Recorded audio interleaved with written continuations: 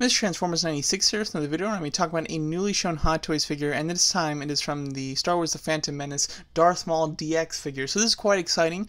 This was, of course, shown at Comic-Con just a few days ago for the first time ever. No previews or no teases before then. First time we're seeing it at Comic-Con, and now he's about to go on pre-order, so it's very exciting. So let's talk about the figure.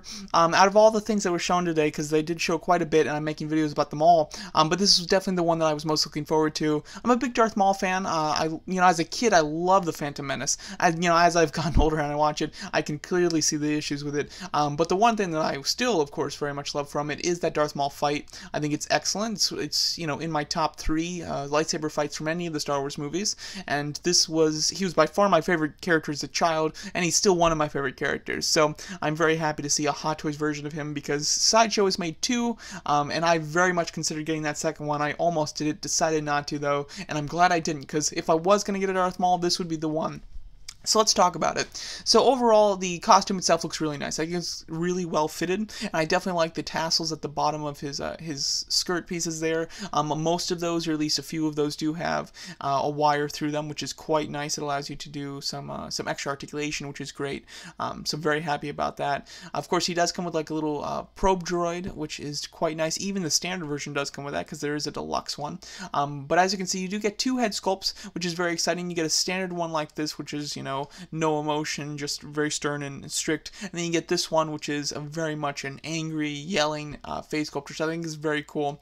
My only issue with it is, here's the thing, I love face sculpts with emotion. Whenever they do them, it's always such a treat because they don't do them often, and it's personally what I prefer. I prefer emotional face sculpts rather than the stern, straight ones. However, when it comes to Darth Maul, he's like the one character that I would really be fine with just a stern face, because this extra facial expression does not really represent the Phantom Menace to me. I can't even, I'm sure that there is some frame where he looks just like that, but I can't picture him in the movie whatsoever looking like that. He's very much just the straight blank look throughout the entire movie, even when he dies, practically.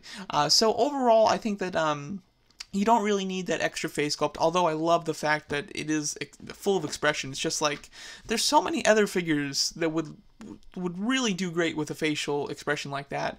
This is not the one that needs it though, which is definitely kind of like a shame for me personally. Just like it's a bummer. But I do like the fact that it is included, and it does kind of represent Darth Maul, how he's depicted in some of the expanded universe material, like the TV shows and the graphic novels. Like, I can see this type of head sculpt fitting in with those forms of media, but the movie itself, I really just don't see it from.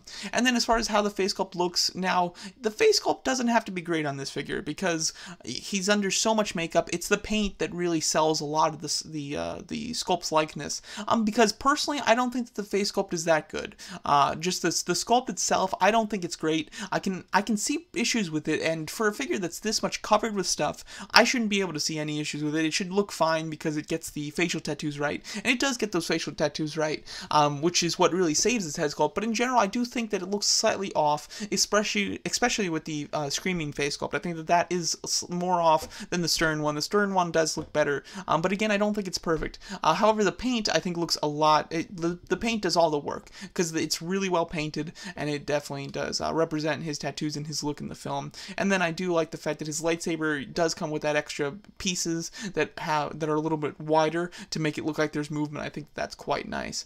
And then as far as the deluxe version, because there is a deluxe version, which of course includes his bike speeder, which I think is very nice. The speeder itself looks good. I like it once we get some images of it here. But it does have a clear pole that attaches to the base, which is nice. It kind of keeps it more subtle. And the speeder looks good. I've never been a big fan of Darth Maul's speeder, to be honest. I had toys as a kid with his speeder, and it was never something that I loved. Like, the speeder design is simple in my opinion. I do think that looks nice though. It's painted well. It's in scale, of course, and he looks good riding it. But like, if you have a Darth Maul figure in your collection, I would never put him on the speeder. Like, the speeder would be used as a background piece. So personally, I think that it's neat that he comes, or that there's an option to buy the speeder, but I don't think it's necessary in the slightest. And I don't think it's very exciting, to be honest, just because the speeder is, there's really nothing to it. It's very simple. You can't display him in any other sort of pose on it. It's really just like, you have him sitting there, and it's not even like the speeder has any function either. It doesn't change its look at all. You can't raise any panels or anything like that. So it's very simple in my opinion, and therefore I'm not a big fan of it. But it is nice that you do have the option of using it if you'd like to purchase the deluxe version. But as far as the two versions you can get, the difference is really just the speeder and the style of base that it comes with. Let's see, hold on a second. Here we go. So the standard version is this. You get the two head sculpts, both with moving eyes. This is a DX figure, which is very exciting, which means that it has eye movement, which I love. He does come with like the little probe droids that he sends out. He comes with one of those, which is cool. That's something that I would have thought would only be included with the speeder, so it is nice that he comes with it. He comes with his lightsaber unignited and ignited, and you can split it into two, so he can just use the one, of course. And then he does have a triangle or a base style like this with the flight pole, which is necessary for Darth Maul, so you can have him like jumping up, doing some crazy poses, and it does have like the floor to the end battle, the same type of floor design. He comes with binoculars as well and a set of hands. And then the exclusive version also comes with a hologram version of Darth Maul himself, which is a little odd that like he would come with it. I would think that he would come with a Darth Sidious, sculpt, but it still is neat, and it has him with the arms crossed, just like in the movie when we see him. But it's odd that just like he comes with it himself. And then the deluxe version is exactly the same. The only difference is it comes with the speeder, and then it comes with an extra piece that can be put onto the base to give it a sand effect, and unlike the final battle. But it's exactly the same. Again, there's a regular, and then there's an exclusive version that comes with that hologram.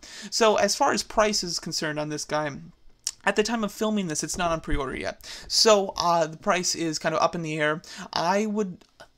For the standard version, you do get a decent amount with him. He comes with two head sculpts, and they both have movable eyes, and whenever they put DX, they tend to charge a little bit more, although I don't think this is like a traditionally DX figure. DX figures, when they were like coming out in full, came with like a lot of stuff. The deluxe one here, it definitely feels like a DX figure. The standard one, it doesn't quite feel like a DX, but it comes with a decent amount.